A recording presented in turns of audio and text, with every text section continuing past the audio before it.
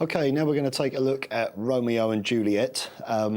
Unfortunately, for this track, I don't own a dobro, so I've chosen to play this on a regular steel-strung acoustic guitar, electroacoustic guitar.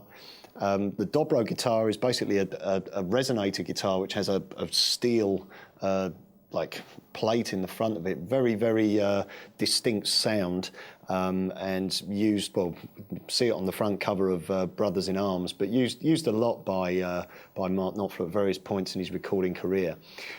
Before we actually get into the part or the parts for this track, should point out that the guitar is not using a standard tuning.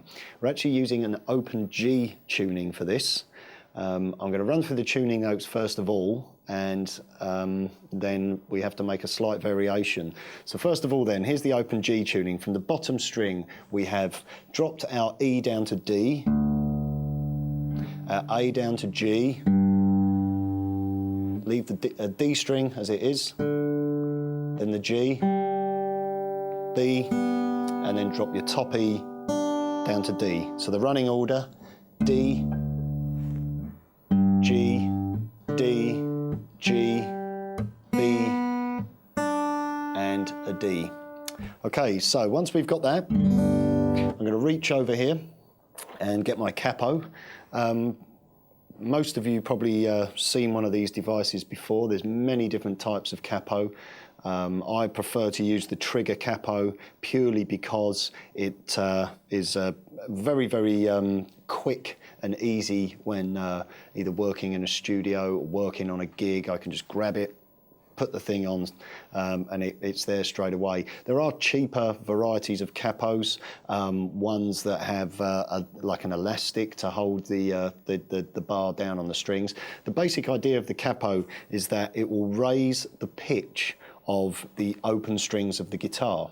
So we've tuned to open G, and what I'm going to now do is place the capo across the 3rd fret, like so, in place. And you can hear it's now raised everything up by a minor 3rd. Right, before we start going into the actual introduction of the track, as with Private Investigations, there are lots and lots of variations on a theme throughout this piece, and I would pretty much guarantee that when Mark Knopfler plays this track live, he probably puts in all manner of variations. So what I think is a really good idea is to present to you just maybe 1 or 2 variations on the actual riff, and then it's up to you to sort of take it away. I've been working from transcriptions that I did a few years ago for the Jam with Dire Straits book, which is a great accompaniment for this DVD, has all the backing tracks and the full transcriptions. You can get that from licklibrary.com.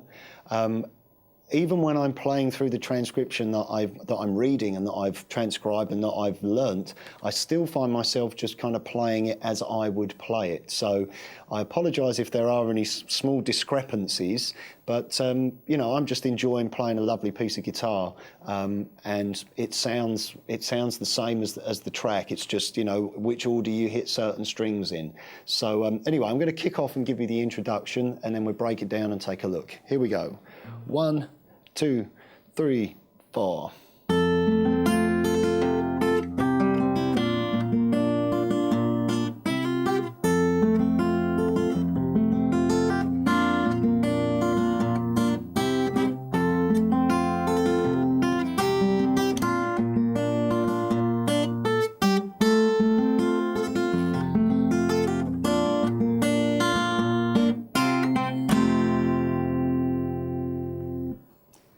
The first chord then is our F major chord. I'm barring right across the 5th fret, and then place from the A string, I should point out, placing my 2nd finger on the 6th fret of the B string and my 3rd finger on the 7th fret of the D, and my little finger on the top E at the 7th fret. And there's my chord. If I go for the arpeggio, I start off by playing the bottom string and the top string together, then play the D and the G, and then the D and the B together. So, and then from the top E to the G string. Then play the A string and play as many of the strings of the chord as you can. Then we hold just across the 5th fret, barring, and play the A and the top E together. And then the top 3 strings, so I'll play that slowly.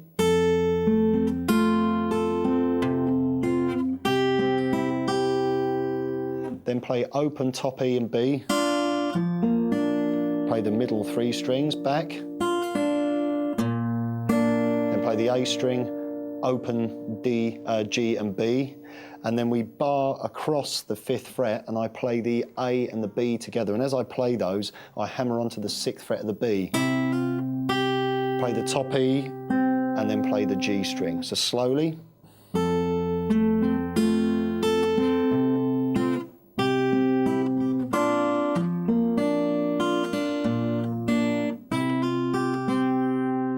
Okay, then we repeat the first pattern. Now this run's quite hard to get in time. We have to play right across the chord with your thumb on the bottom 3 strings, and then your 1st, 2nd and 3rd finger on the top 3 strings. So you'll get pull off with your little finger to the 5th fret, and then play the 5th fret G and B. So, okay, then to the open strings.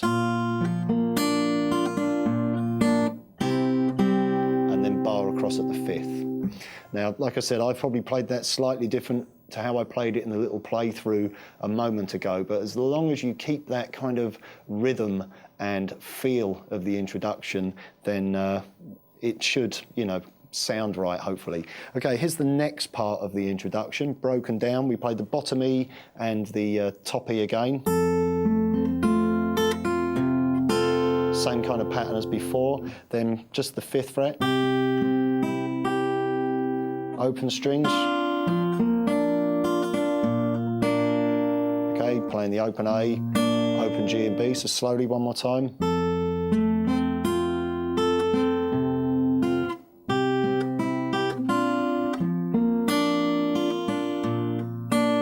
Now this time we play the E at the 7th fret, and then we play the D and the top E at the 5th fret, so slowly.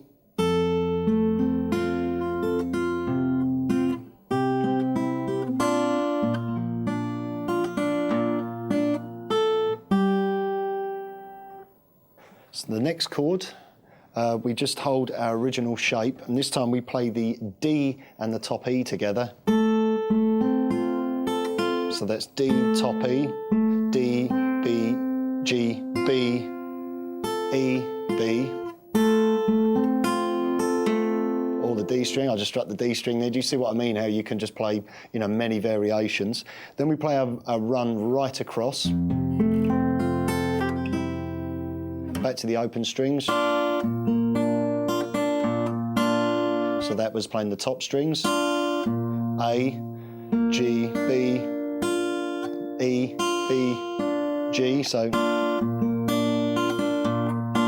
then I play the root on the A again, play the top 3 strings. Then I bar across the 5th fret and have my 2nd finger on the 6th fret of the B string, and then I re-strike again and hammer on the 7th fret of the D string, like so. Okay, so those 2 bars together sound something like this.